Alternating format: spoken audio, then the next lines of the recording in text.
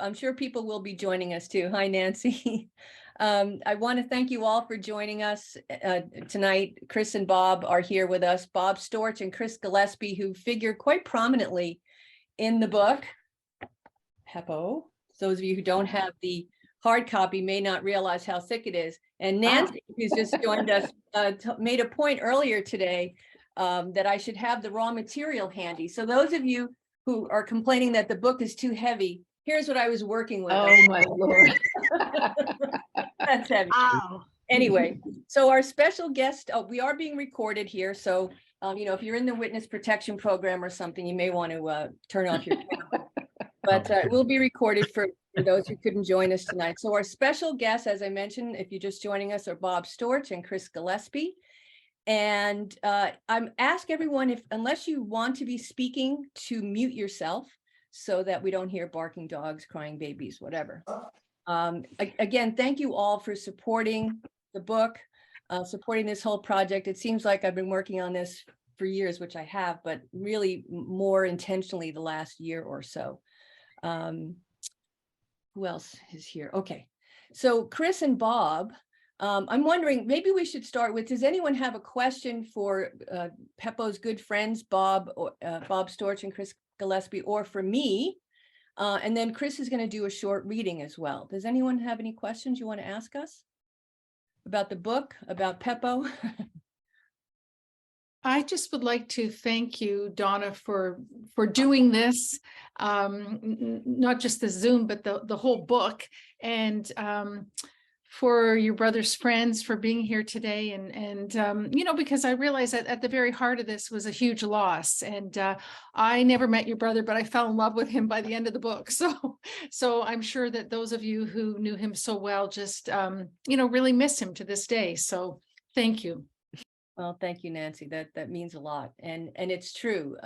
There's so many times during every single day where something happens, I see something funny or I read something and I think, oh, PEPO would love this. I wish I could send him that, and I've had some great conversations with Bob and Chris recently, and they were sharing stories. And, I would love for him obviously to be with us, to be able to share the stories. And I kept telling him, I got into a discussion about this with my partner, Dick, today.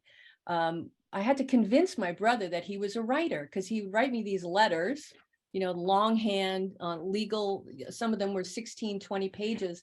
And he would say, well, you're just saying they're good stories because you're my sister. You don't want me to, be found in my cell with my boxers around my neck, and I'd say, dark humor, yes. I would say, no, you always, can. It always was, ever since I was a baby. Yeah, exactly.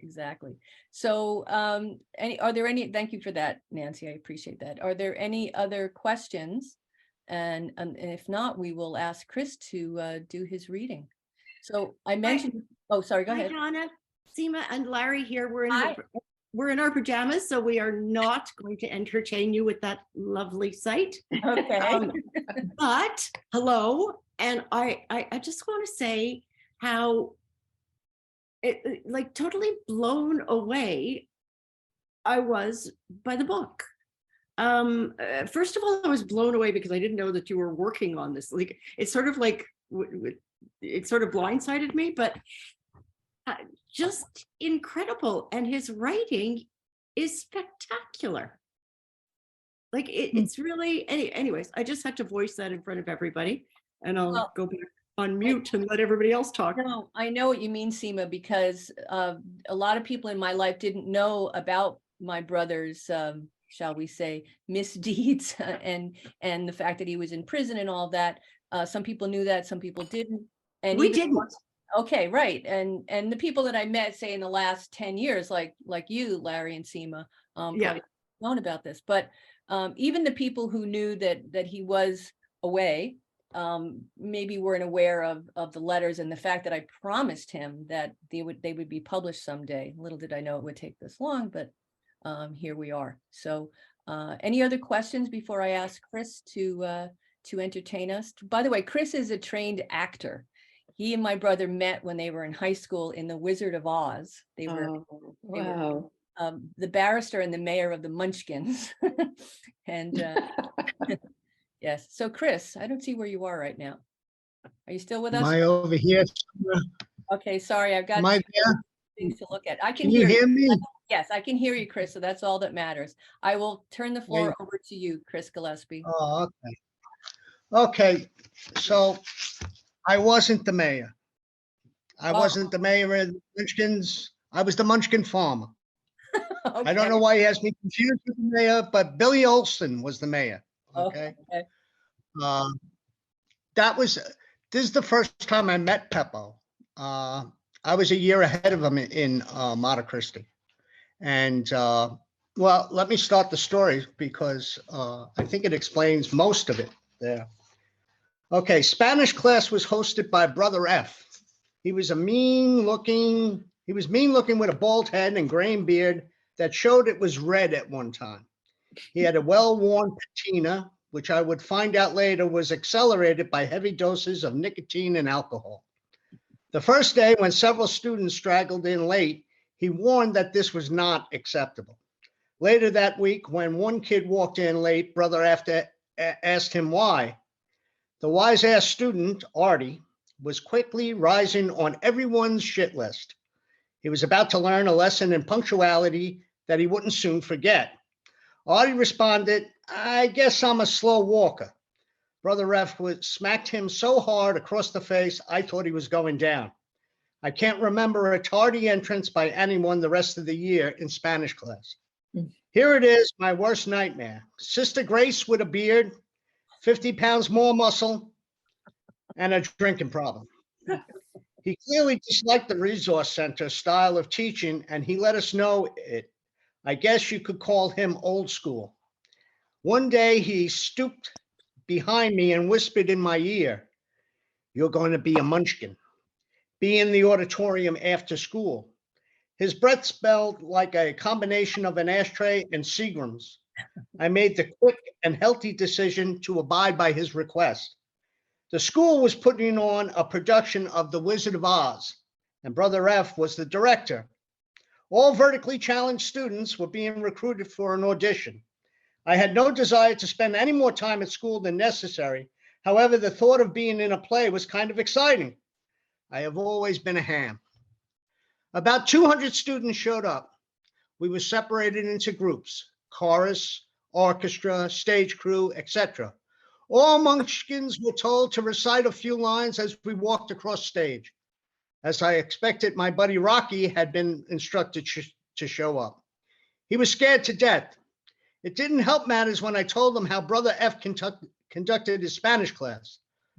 I guess he was the director because of his ability to quickly judge talent.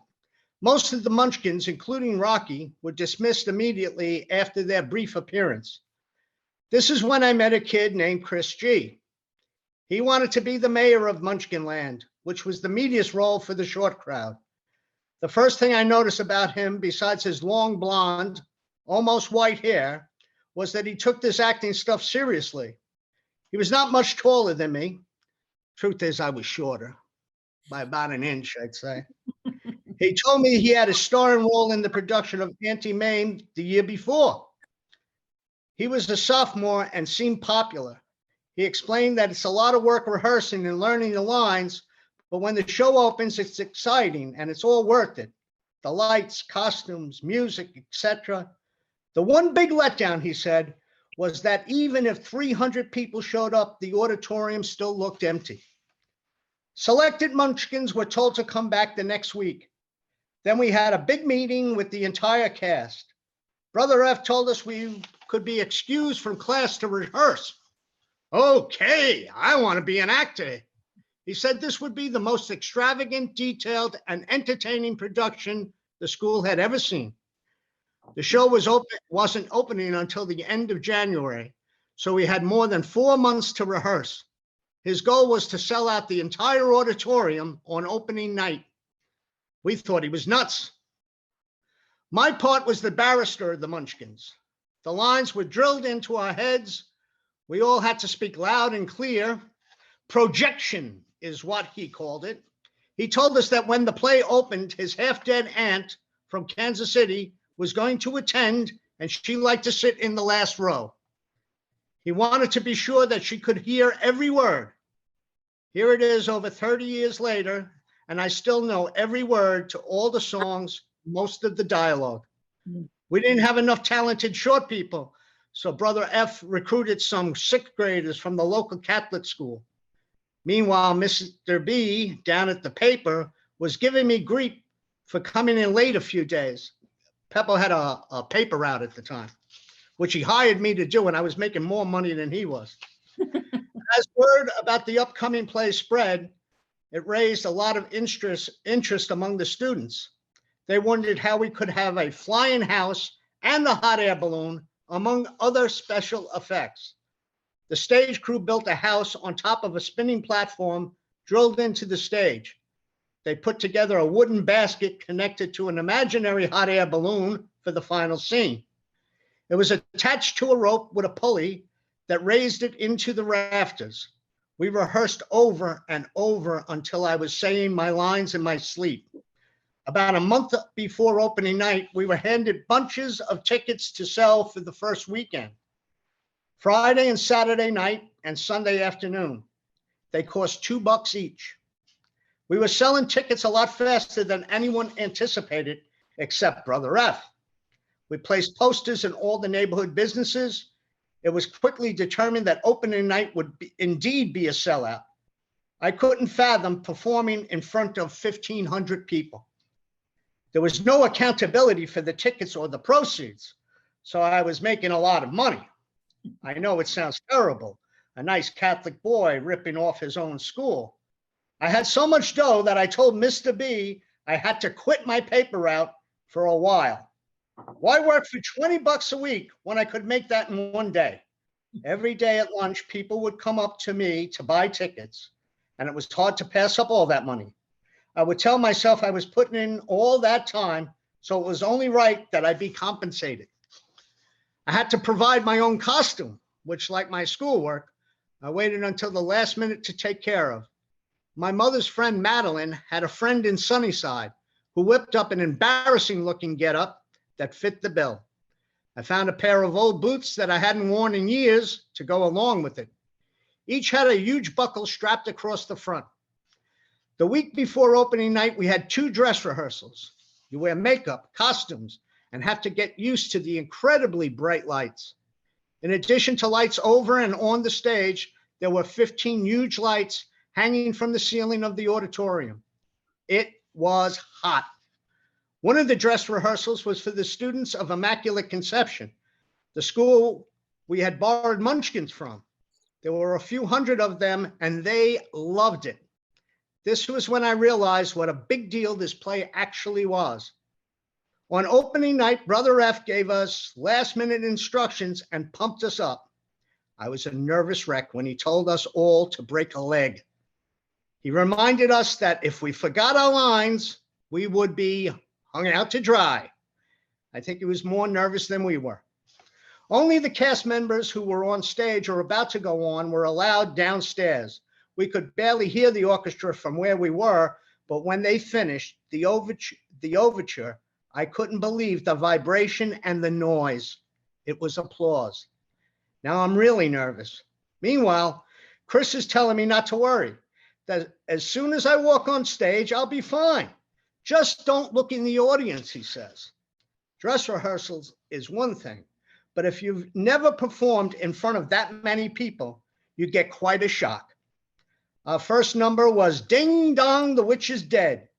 The cue for this song is when the mayor, barrister, and coroner all agreed that the person belonging to the 2 legs stuck under the house was morally, ethically, spiritually, positively dead. The orchestra starts and I think, hey, this is pretty cool. Just when we all have to emphatically point to the ground as we stomp our feet, singing, she's gone where the goblins go below, below, below. I see my boot buckle fly off where it's stitched. It's flopping around on this 6-inch strap. My first thought is, this can't be happening to me here in front of all these people. I had a lot of thoughts about how opening night could go, And this one was right up there with the nightmare that I go on stage with my fly open. My second thought is that Brother F is going to kill me. I picture all 3,000 eyes staring at my foot, ignoring the rest of the frolicking cast. My buddy, the mayor, sees this horror on my face and gives me a little wink with a smile as if to say, no big deal. The scene finally ends as I walk off stage with my boot buckle trailing along the floor behind me. I make it down the hall into the gym where we are to hang out between scenes, waiting for our next appearance. I look at Chris and say, holy shit, did you see that? What am I going to do now? He says, I can fix that if you want me to. Do you think you can? I ask desperately. He yanks the strap and pulls the buckle clear off. What the hell did you do that for? Now I have one boot with a buckle and one without. PEPO, calm down. You're a fucking munchkin. We ain't got a dress code. If it'll make you feel any better, I'll rip the other one off. What's Brother F gonna say? Don't worry about him. He's probably half blind by now. This was so embarrassing. I heard people laughing at me. Chris smiles and says, Pep, they weren't laughing at you. It ain't every day people see munchkins dancing and singing on stage. You don't think they noticed? Yeah, you noticed. He adds, the first time I went on stage, I almost shit my pants, which is probably true. But you get used to it. Tonight, I can't believe how many people are out there. I thought you said not to look into the crowd. Nah, that's what I told you. If you really want to get nervous, you better hope Brother F didn't hear you say morally when you should have said ethically. Did I do that? Yeah, you were too busy looking at your foot. He tells me the way he remembers that line is to think, MESP, so you'll never forget it. If I'm ever on a $10 million quiz show, I hope that's the question I get, because I'll take it to the grave with me. I wasn't the mayor. I was the farmer. Because I remember I had to say zoom and hit the mayor on the shoulder. And he had a look on his face like, what are you doing? All right. Thank you, Chris. I do remember seeing that show. It was incredible for a high school production. It was just amazing. And it was a packed house. And I do remember you. I was so nervous for you guys on stage, but it was great. Anybody have any questions for Chris or remarks or? I just always found it amazing about what an incredible memory Johnny had. He had a photographic memory, and he also his ability to just intuit accents. I remember driving with him and he would just go into this accent. He was Rodney Dangerfield, he was Frank Sinatra, and he would remember their skits down to a T. He really was really special. You're right. Yeah. Orain is our cousin, by the way, for those who... I thought I recognized your name, Orain, and thank you for bringing up that point, because when I was reading it, I just kept thinking, because I think he and I would be about the same age, and I thought, oh, I don't think I could ever piece together those details, no matter where I was secluded, and you know, especially like in a horrible cell and whatever. It's just unbelievable that he was able to remember those details. It's an incredible gift. Yeah, he was always like that too. It wasn't just when he was away. Yeah, he just always, as a little boy, he was just always imitating people. He had us in stitches all the time. Yeah, he was. And you're right about the memory for detail. And I think Chris and Bob, you could verify this, like things like sports. Oh yeah, we went to that game. It was on a Tuesday and the Mets were playing this team and this guy pitched and he remembered the stats for that. And I was like, how is that even possible? Or every horse race. Now, that being said, I have talked to Chris and Bob over the last year, and sometimes they'll say, yeah, that story, that's not really how it happened. That's not how I remember it. And I have to quote Rona Maynard when I took her memoir writing course, and also Marina Nemeth, who another memoir course, and she said, whoever writes the memoir owns the memory. So sorry, Chris and Bob, you got outvoted on some of these things. Unless you want to comment on something that's in the book, Bob or Chris, that you take issue with. Well, I take issue with a lot of it, but there are a lot of embellishments. We'll say that. Said that. A lot of embellishments. Yeah, for sure. A lot of Well, as you said, whoever writes the memoir, it's that I would, if he was alive, I would ask him and discuss with him about certain facts, we'll say. Mhm. But as long as he's not here, I Yeah. accept what he's Well, written as fact. And I think that's what's important. Well, And that's what makes for good storytelling. He knew when to embellish and when not to. He was some of very the creative. embellishments were a little, It seems I don't know. the more I read the book, the truer it becomes. The first time I read the book, I had some, no, that's not the way the story goes. Oh, you forgot that part. But now that I read it more and more, I'm like, oh yeah, that's right. You know, You just because believe it's it. becoming the truth, like you said. Yeah, I guess that's what it is. It becomes the truth.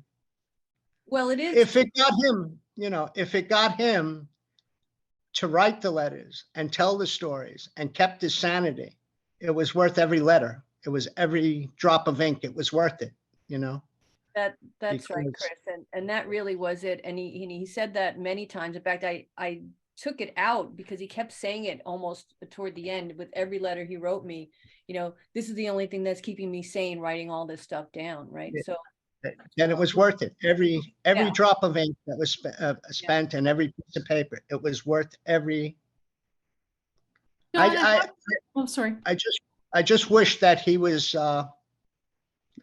still here, because there's days that I recall certain things that happened between me and him, and I regret some of them, and then others I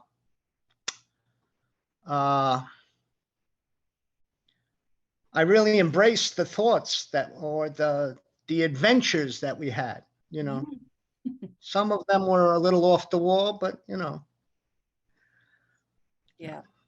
we had good times. Yeah, no, there were a lot of good times and a lot of times that I didn't know about when they were happening. And I was reading them, so many years later going, oh my God, these kids are still, how are any of them still alive? We weren't bad, though. I don't think there was as much larceny as in the book. There was a hell of a lot less larceny than that. Okay. It was very, we were good kids, I think. I think we were. Well, for the most part, you were. I mean, the stories about the paper route and stuff, to me is hysterical when you think how young you boys were and you're trying to earn money for various reasons. And, but back to the memory thing, I think even within families, people often remember things differently, even siblings go. Like one of the stories I think it was in the book, and some of the stuff that I took out, I can't remember if it was in or out at this point, but he and I were in a bus station. I thought we were in the subway station in Jamaica, and he thinks we were in Port Authority, coming from our aunt's house in Pennsylvania, which I don't remember ever taking the bus from Pennsylvania, but I was wearing buses to Pennsylvania. I was wearing red hot pants, okay? And my brother and I are there, and I'm in the phone booth, and this guy comes up and asks if I want to make a quick $20. and I'm horrified. My brother's like, wait, let's hear him out. This is about. So I have a different memory. I remember the red hot pants. That one sounds true. I remember the guy asking the question, but I don't remember the circumstances. But I deferred to him at the time. Okay, you remember it that way. I guess we were at Port Authority and we were coming from Manhattan. All right. Donna, did you ever feel embarrassed by your brother? Like I only asked this. I had three brothers, 2 older and 1 younger, and they probably would have had a lot of fun with PEPO. and sort of. I know you were the eldest, so it's not like. In my case, my brothers had the track record already, and I followed them in school, which was really to my detriment. But did you ever think, gosh, he's doing some weird stuff, or did he keep it sort of quite well hidden? Or most of it I didn't know.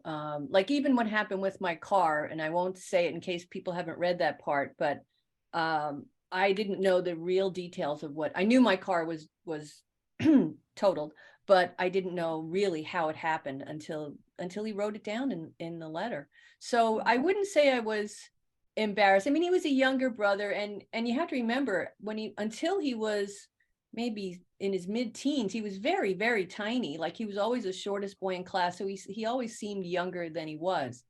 So, and, I always used to say, I wish I had an older brother, then I could meet his friends. But so having a younger brother really was, didn't seem like any benefit. But I can't, like I said, most of the stuff I really didn't know about. There was some stuff that I did know about, and I would just dismiss it as, boy hijinks, basically. You were always studying. You were the good one, the good child. Well, that was a problem for him because, I was a typical firstborn, right? And goody two shoes in many ways at that age. And so the nuns at school, and he writes about this, go, oh, you must be Donna's little brother. And he'd be like, oh no, this nun's going to be. But he did amuse the nuns. One time, I don't think this was in the book. One of the nuns sent him around the school. The nuns are very big on writing notes, and I see Richard Sloper is here. Mike, you guys knew this, what the nuns would do. Take this note to Sister so-and-so. And so they gave him a note to bring to various nuns, and the note said, and he couldn't look at it, right? It was in an envelope. The note said, look at my shoes, because he was wearing 2 different shoes. So and this was amusing to the nun. Anyway.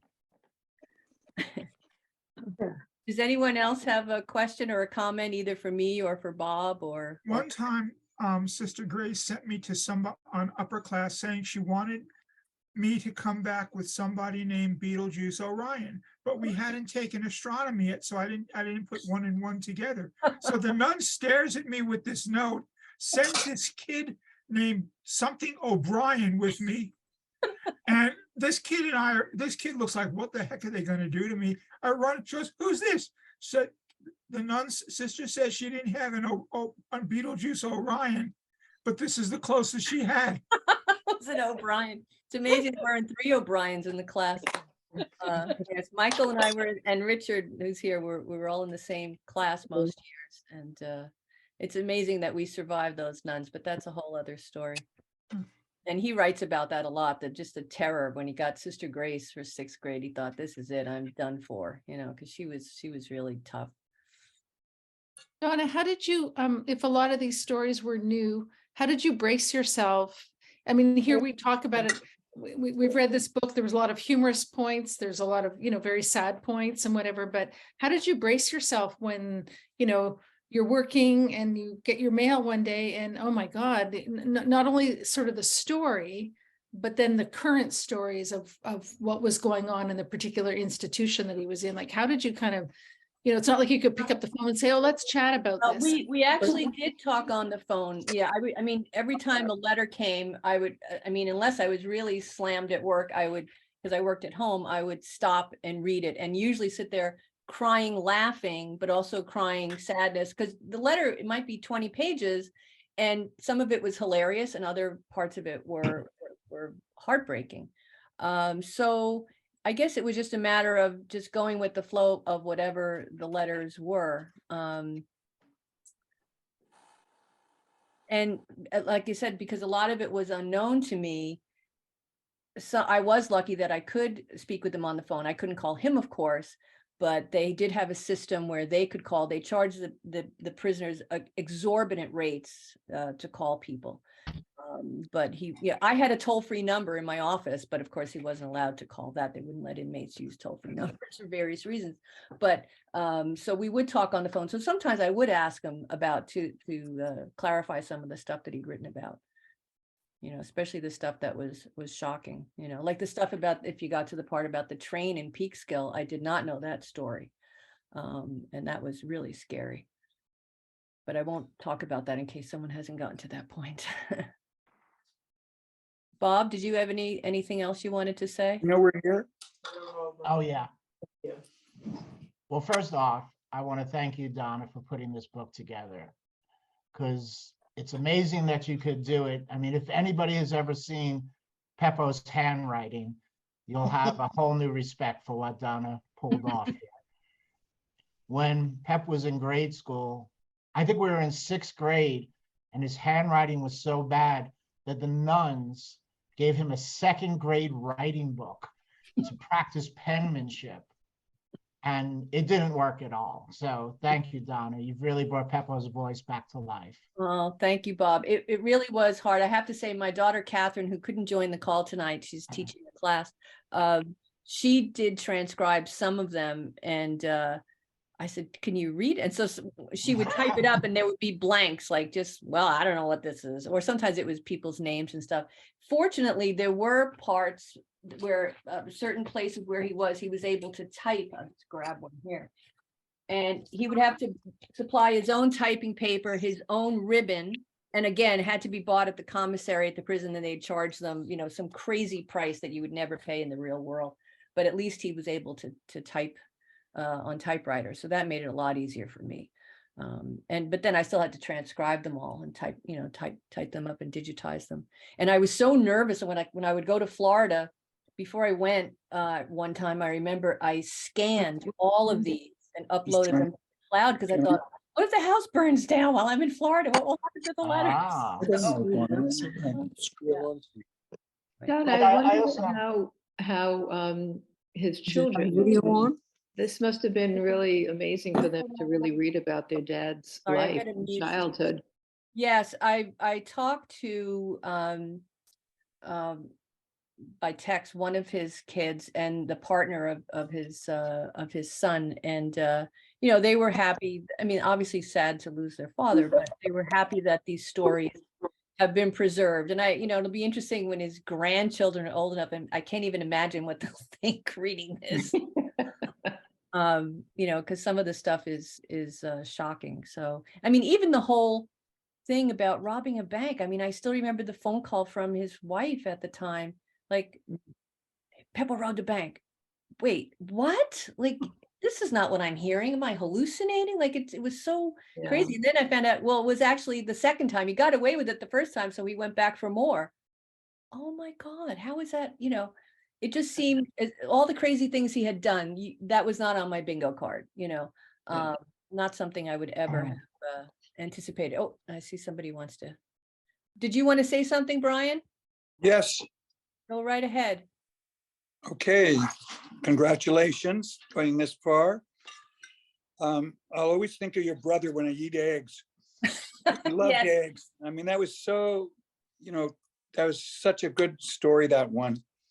How he just put his mind, heart, and soul in making eggs.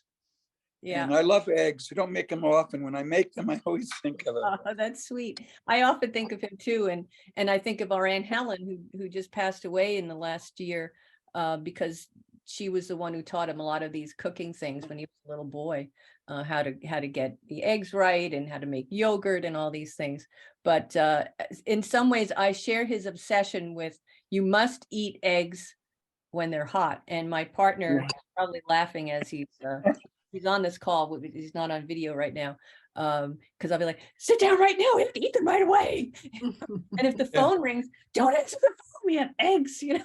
Like, And there was an ongoing theme throughout the book about food. yes. Well, you know, he worked in the restaurant industry. He loved to cook. He worked in the restaurant industry for years.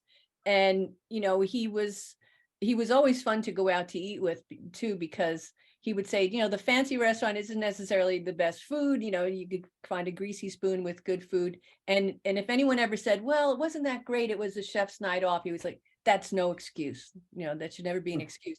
But there was one funny story that I realize is not in the book, because I don't think he wrote it down. He's something he told me before he went to prison. He was on vacation with his family, his wife and kids, somewhere in Florida, somewhere in the South. It could have been between Florida and Tennessee, where her family was.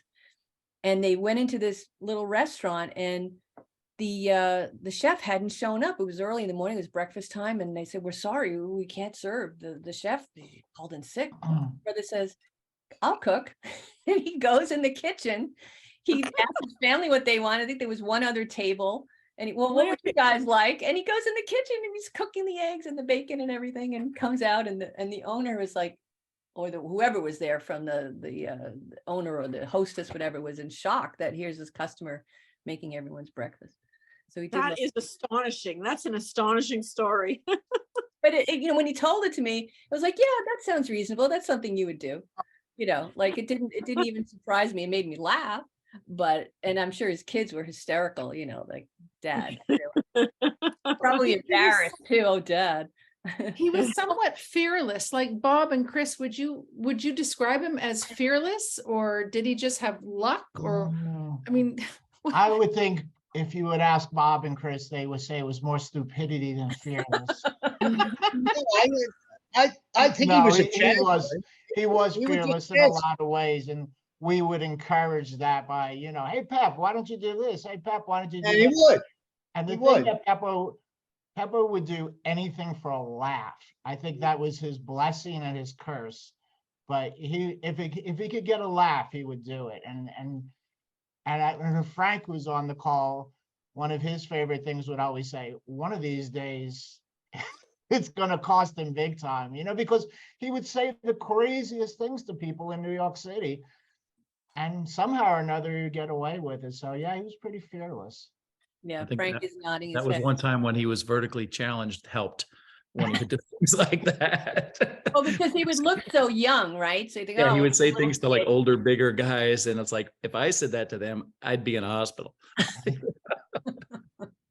thank you. Do you think that that there would be areas of New York where those same stories are kind of playing out, or do you think, because I don't know. I mean, parents are more, it doesn't matter where they are in the world. We're more helicopter-ish these days and whatever. Like, I wonder, when I was reading it, I was thinking, oh, are these kind of stories playing out, or were these sort of the era? I don't know. Maybe no I one think it has. was an era I think thing. it's, yeah, Yeah. because I think we were free range kids before the word free range kids ever. Almost feral.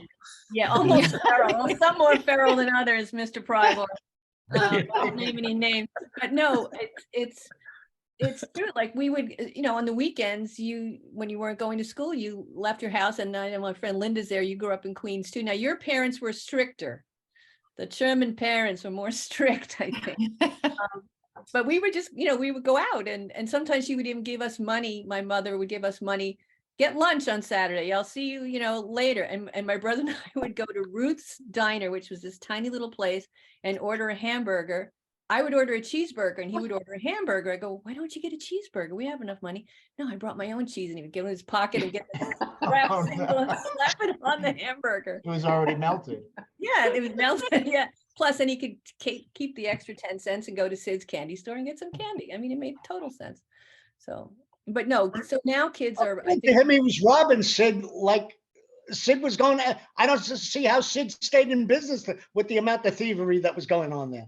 yeah, I know. And I would see, that's another thing. I was not aware of people stealing from Sid's, because I was dutifully giving my 12 cents for my Archie comic, my penny for my pretzel stick. It would never have occurred to me to steal anything. So I had no idea that he and Johnny Amato and some of the other kids. Johnny Amato was very close to being Al Capone, according to the book.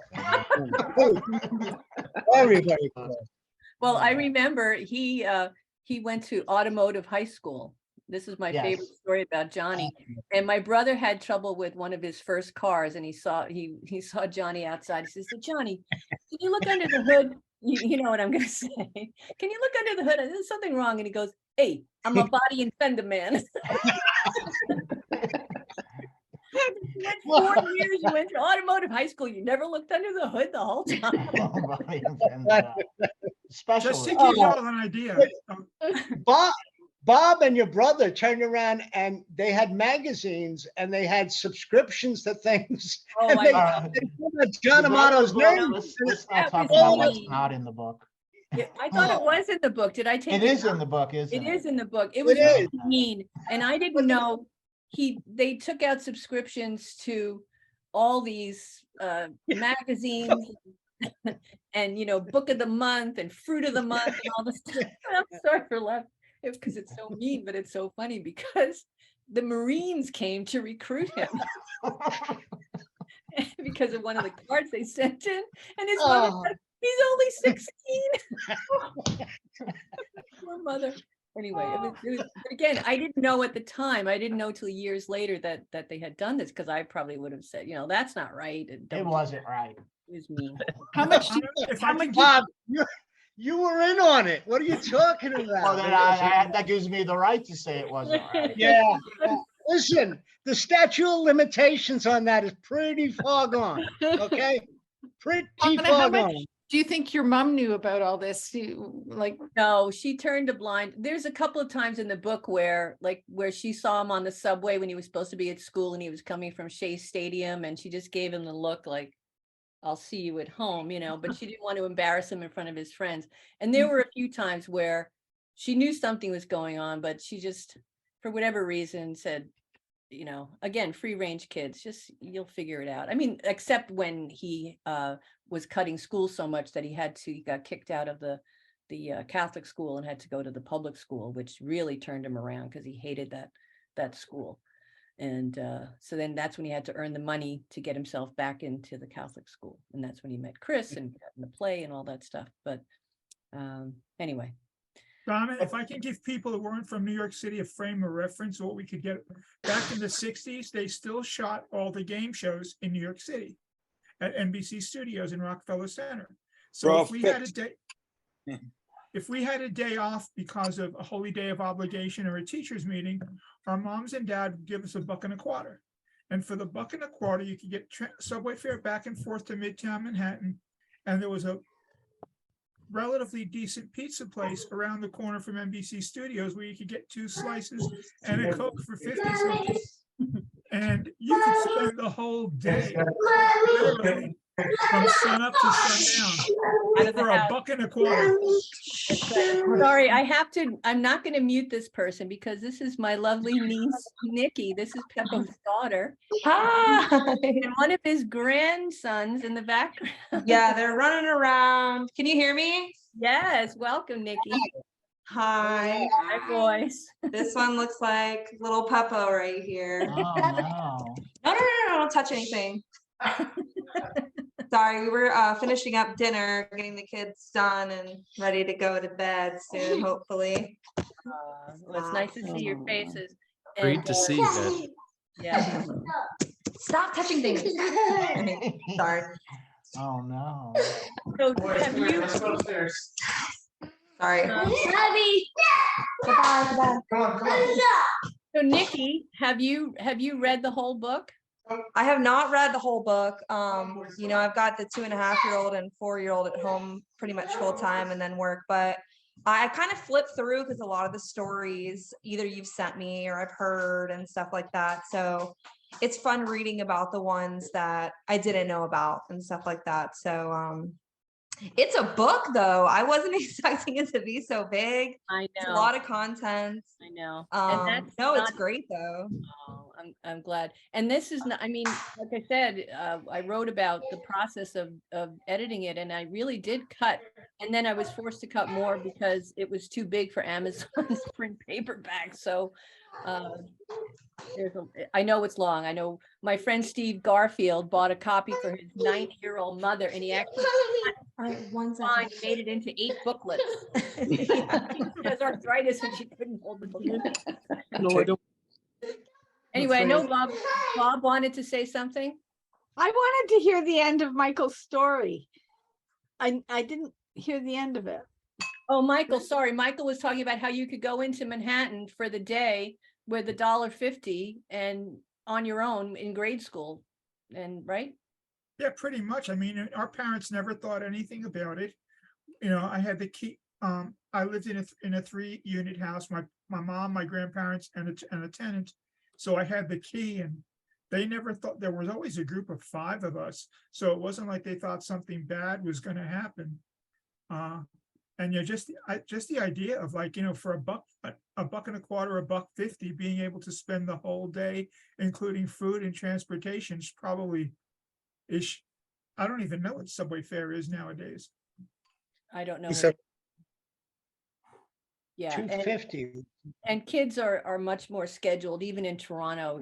You do see kids playing street hockey and stuff like that, but very often they're scheduled to the nth degree, and they're not so much running around like we were, feral, as Frankie said.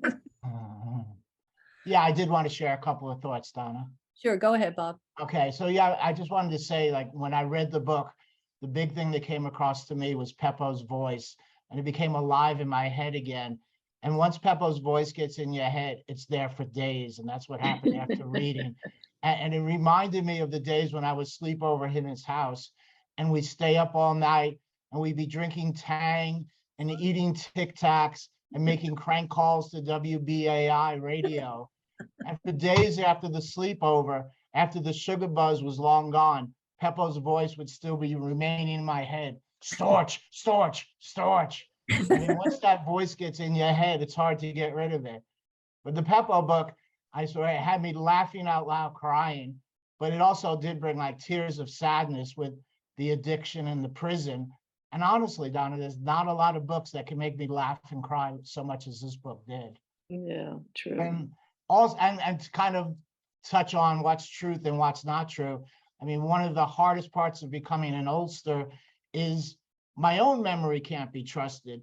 And the older I get and the more friends and family that we lose, the harder it is to verify your own stories, your own memories. So for me personally, the best part of the Peppo book is now when I share some like crazy story with people from growing up in New York City, I have the book to back me up. I'm like, hey, look it up in the Peppo book. It's on Amazon. Perfect example is like, I was at the Belmont Stakes. This is kind of my version of the story of the book, but I was at the Belmont Stakes with Peppo in '78 when a firm beat Aladar for the horse racing Triple Crown. And I watched the race with Peppo while standing on top of a garbage can by the finish line. And the horse race was so exciting that I literally threw up in the garbage can as the race was over. And now when I tell that story to people and I see that doubt start to glaze into their eyes, I'm like, it's in the book. It's in the book. And, you know, so before we had the book, I was starting to doubt my own past, thinking maybe that really never happened. I don't know, you know. But thanks to Peppo and Donna writing the book together, the truth's out there somewhere now. And I did have one last thing here too, Donna. Thanks again. So we all know one of Peppo's major influences was Groucho Marx. And Groucho once said, apparently nothing whets a reader's appetite for literature more than the news that the author has been thrown into federal pokey for disturbing the libido of millions of Americans. So with that said, I hope we whet everybody's appetite to read the book. And after all, the author was thrown into the federal pokey, and Peppo also has been known to disturb more than a few libidos. That's for sure. I didn't know about all those girls either until, although I do remember him asking me to give him a ride to some girl's house, but it was during the gas crisis. I was like, no, I don't have enough gas to go take you out for whatever you, and I had no idea what his intention was. Bonnie, I think you wanted to say something. No. Okay, sorry. I saw a thing here. Okay. What was I going to say? Did somebody else have, I'm trying to read the comments. Did someone else want to say something or ask something before we wrap this up? Go ahead, Mina. I just want to say I haven't read the whole book, but what I've read so far, I absolutely love. And that voice, what he was talking about, the voice. I mean, writers work for their whole lives to have a voice like that. It's remarkable. And the other thing I want to say is he is great with a punchline. Like there's such great lines peppered throughout the stories that are just hilarious. Yeah, well, as the guys have said, you know, he was always looking for the laugh, and he could always see the humor in things. You know, no matter what was happening, he would find something funny. I remember being on a subway with him. I don't even remember where we were going, and he started pretending to speak some language, just making it up. And I played along with it. And the two of us are just speaking gibberish, and people were sort of turning around. And we just, you know, he wanted to get laughs, and yeah. So, congratulations, Donna. Yeah, thank you, Colette. I just beautiful work. You shared with me at one point that there was the stack of all the manuscripts and all the letters. Mm-hmm. How I thought it was really, really fascinating because of all have treasures, but you you were really concerned that you would never get them at some point. And I thought that was quite a funny story, that part of it, of this treasure. And I wondered if you wanted to relay just a little bit Yeah, about. just briefly, as you know, he wrote me the letters, and if I had been smart, I would have typed up each one as I got it. But of course, I wasn't smart, and I was very busy with work and kids and everything else. So I just kept putting them in a folder. And I thought someday we'll sit down together and we will go over these and we'll do something with them, my brother and I. Well, when he was out of prison, so in 2009, and you may remember this, Nikki, I went to visit you guys. Claire and I, my daughter Claire and I went down to Florida, and he said, "Can you bring the letters? I would love to read them from start to finish." So I did. It was a huge stack, took up, most of my bag. So, and I gave him my old laptop because he didn't have a computer and he was going to do something. I don't know what he was going to do with them. Well, nothing happened with them. And a year later, he was gone. And the letters were his widow, Karen, had the letters. And it took a few years for them to come back into my possession. Not for any, I don't think Karen had any intention of doing anything with them. It was just inertia, right? So my daughter Claire at one point was going on a trip to Miami with girlfriends for fun. And she said, "Should I, contact Aunt Karen, see if I can get the letters?" I said, "That would be great." Because I had taken a few writing courses like with Rona Maynard, and Rona said, "You have to get those letters. You need to get those letters." So when I got them back in my hot little hands, they still sat for a while before I did anything with them, just because it was such a daunting task when you have a stack like this. It's like, okay, I know to start at the beginning, but still, you think you're never going to finish. And when I actually did get to sort of the end of the pile, I was in shock, like, oh my God, this is really happening, Someone's asking a question about, is there an audio version of the book? Bob says he'd love to hear Chris do it. I would too. I don't know if I can afford to pay a professional actor like Chris enough to do the audio book. I thought of recording it myself, but I think it'd be really weird for a woman to be saying some of those things. So, Donna? Yes. I read the Kirkus review, and I didn't like the end. Right. Because it wasn't, you wrote about reality and they wanted you to make a fairy tale. Yeah, I haven't shared this publicly. I was going to write about, no, it's okay, Brian. I was going to write about this on my Substack newsletter later this week. Some of you know that Kirkus is a review company. And if you're published by a traditional publisher like Teresa, who's written like gazillion books, they would review your book. If you're an independent publisher, you pay them to review your book. And if they write something negative, you can bury it. No one will ever see it. And if they write something positive, you're free to share it with the world. So I bit the bullet and got the review. And some of the things they said in the review, mostly they regurgitated what I told them the book was about. So I think the reviewer just skimmed it. And they also made a factual error saying that he worked outside of a barbershop, which didn't make any sense. If you read any of the stories, about all the stuff that went on in the barbershop. Anyway, at the very end, they said something, and I don't have it in front of me, something like, it's mildly entertaining, but of course, he didn't learn anything and there's no positive ending. Well, hello, I would have liked a positive ending. Thank you very much. I would love for us to all be having him on this call and say, let's talk about the movie that's going to be made of your life. But anyway, so that was kind of, so in my mind, I was just thinking about this, Brian. The happy ending is the fact that there is a book. Yes. Unfortunately, that's as happy as we can get. He lived a life. He had children, has grandchildren, and he's remembered. And the book is those are the books that don't mean anything when they take this guy and then he becomes, all of a sudden that's not real. He becomes a prince. Yeah, doesn't happen that Well, way. you know what? Believe me, Brian, when my brother was when he was in prison and when he first got out, I remember thinking there is going to be a happy ending. He's going to get his hot dog stand. Nikki, I don't know if he talked about this. PEPO dogs.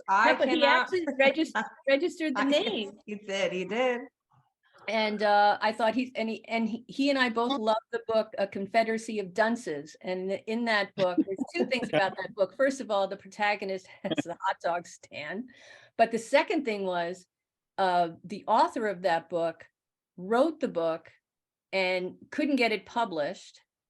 He committed suicide, I believe, or died. I forget. Right. Yeah, he And then committed his- suicide, and his mother, His mother yeah.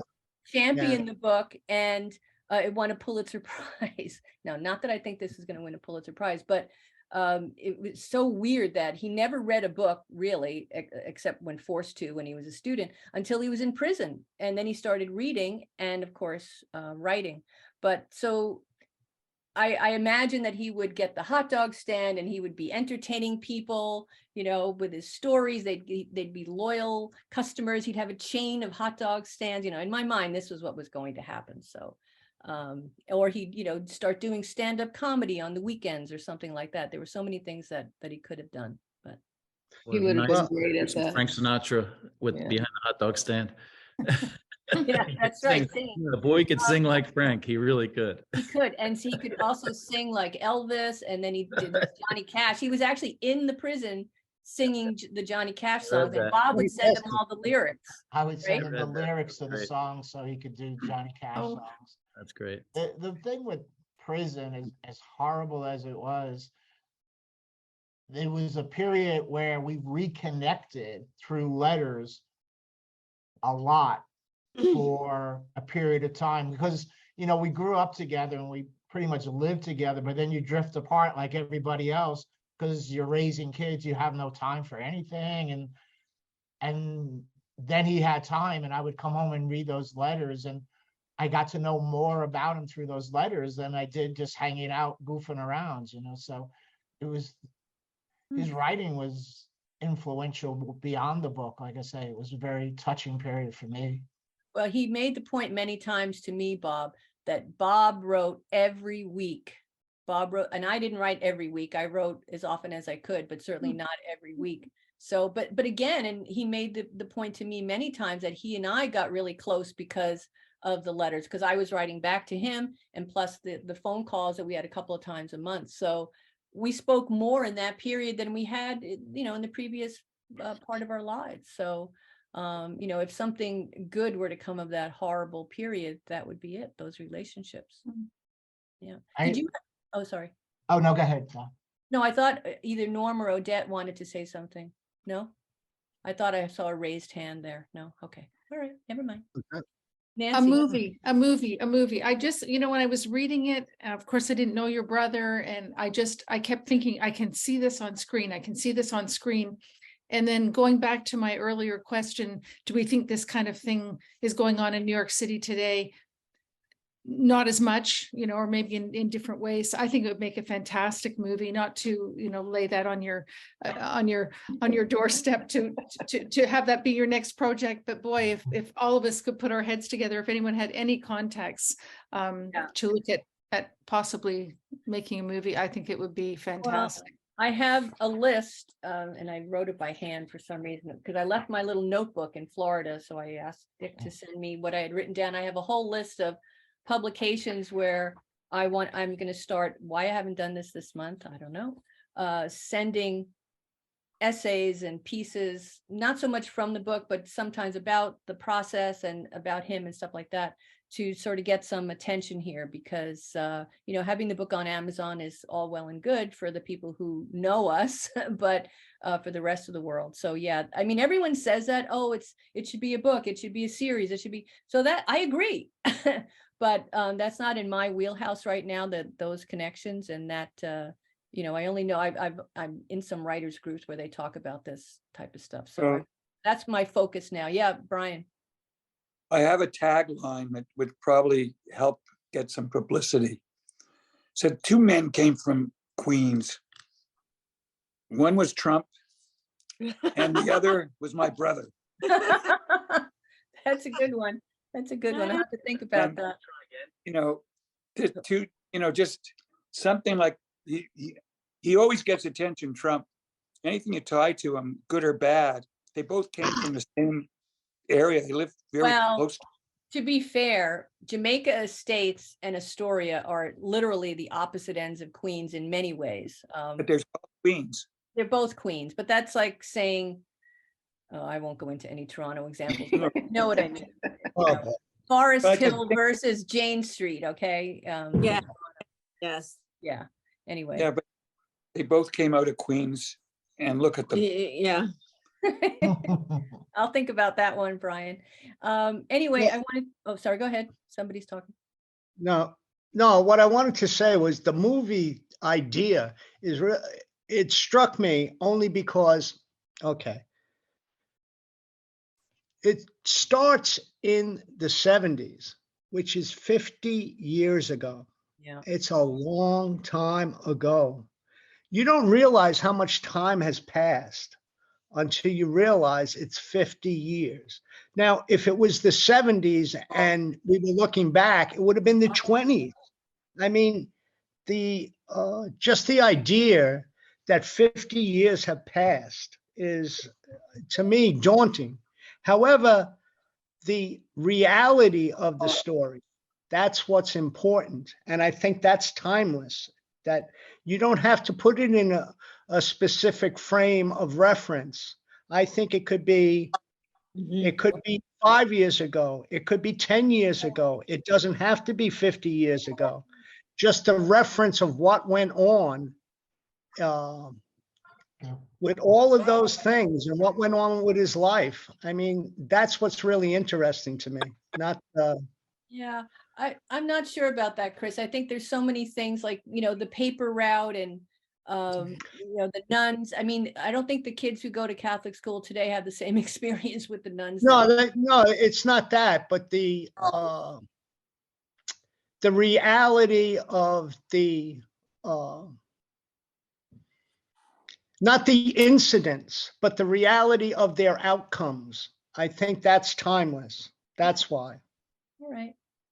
Yeah, I mean, I think there's a lot of right now, there's a lot of baby boomers that identify, like I know Mike Chiricella there was one of the biggest fans of the book on Facebook, because he would say, I remember that, and that's what it was like. And, Frankie, you probably felt the same thing when you were reading it, right? So, and my other friends who are in the same age group. So anyway, food for thought. So yeah, I will be One reading quick now. note, just Yes, one Frank. quick note is when we were talking this weekend, we were reading the book. Bob was reading chapters. We had a trip, and some friends were there that didn't know PEPO or any of our friends except Bob and I.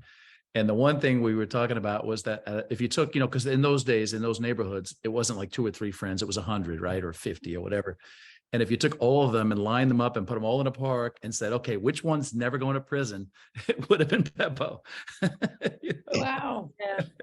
I know. I mean, we know that some of the guys, either his friends or their siblings, were already in legal trouble, when they were 14, 15. And I never imagined him getting into that kind of trouble. Although one of the themes in the book was my mother's boyfriend and the influence that he had. I didn't even realize it at the time until years later. I thought, oh my God, Mom, how could you let this kid I didn't think about that until I with read the this book. guy? And I didn't even know about that Miami trip till he wrote about it. Hiring hookers. I mean, come on, this kid is 17. Anyway. That was one I haven't gotten to that point. Sorry. That Sorry, Nabi Nick. influence. That Nabi influence had to play a part. Yes, for Some of sure. that, all that time at Dan and the kind of the back of the store larceny that went on there. Yeah. Oh, at the restaurant. I know, it was crazy. The restaurant and that. Dan and yogurt. I Yeah. knew about the theft at the yogurt plant and also at the restaurant. I mean, that was just crazy. You I just never wonder how ordered that the plays meat. with the psyche, when times go south a little bit and you're going, well, this guy got all this money for just doing that. You just don't know. And We'll all never the- know. Sadly, we'll never know, but maybe for the best, we'll never know, right? Yeah, yeah. Thanks. I for- wasn't sure I wanted to eat yogurt for a while after that. I'd forgotten about it until you just raised the yogurt. It's like, oh God. So if it makes you feel any better, Bob, Chris, and I all work there as Oh, well. and do you eat yogurt now? I never did. They don't make yogurt there anymore. That's right. No, well, they had to close. I I still eat actually- yogurt. I actually Not that. Googled Nabi, and I found an article from years later where he was the shop steward at the yogurt plant, and there was this fight because the company was trying to stop the larceny, and that's why they've ultimately closed the plant and moved to, I think, Jersey. Yeah, Jersey. There's no mob there. No, they went all the way to Minster, Ohio. Oh. They closed down the place in Jersey too. Because I worked in Jersey. I took a job. They had to find an honest town. Anyway, that's another story. I want to thank everyone so much for your support of the book through the process of bringing it to life and for coming out tonight. And Nikki, I'm so delighted that you were able to join us. And Thank you. Thank we'll- you. Thank we'll talk you. again soon. Thanks, Thank you, Bob and Johnny. Chris. And Thanks, Dawn. Nice Bob meeting and you. Chris, Nice thanks to for see your, you. Take care. your, Take Talk soon. care. all right.